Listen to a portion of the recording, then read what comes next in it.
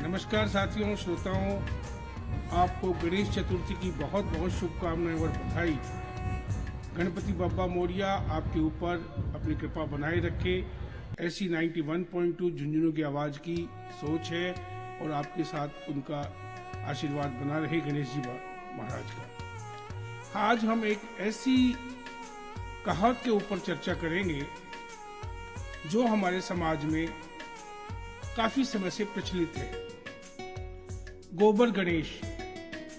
साथियों, गोबर गणेश का मतलब हमारे आम समाज में एक गाली मानी जाती है या एक उपहास, एक मजाक माना जाता है कि तू तो गोबर गणेश है, जबकि इसके पीछे एक बहुत बड़ा रहस्य है।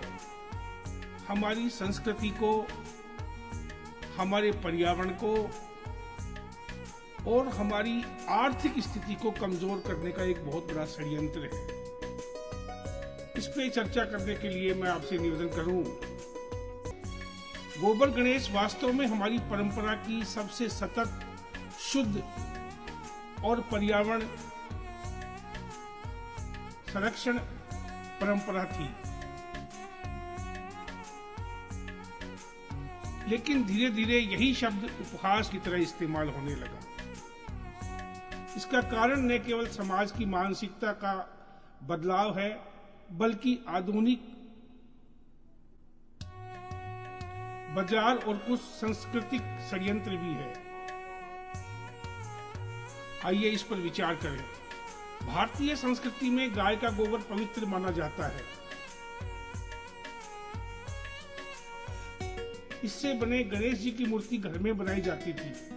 इसमें गाय का गोबर, मिट्टी और कुछ प्राकृतिक रंगों से सजाई जाती थी और इसके पश्चात इस मिट्टी को तालाब, नदी में विसर्जित किया जाता था, जिससे न तो पर्यावरण खराब होता था, न जल खराब होता था, न ही अवशिष्ट पदार्थ पानी में आते थे। इससे हमारी प्रकृति भी सुरक्षित रहती थी, हमारा पर्यावरण भी सुरक्षित रहता था।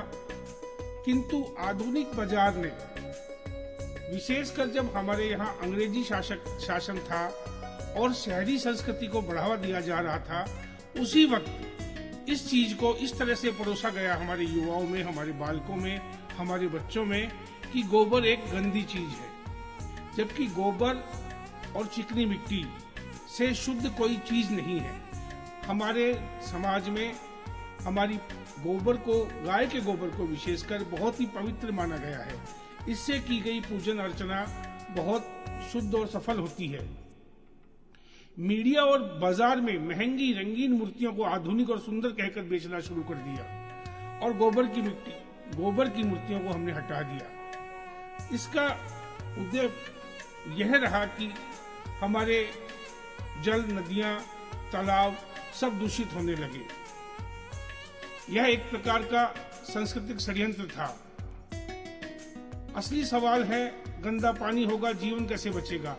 आज नदियां प्लास्टिक और पीओपी रसायन से अटी पड़ी है।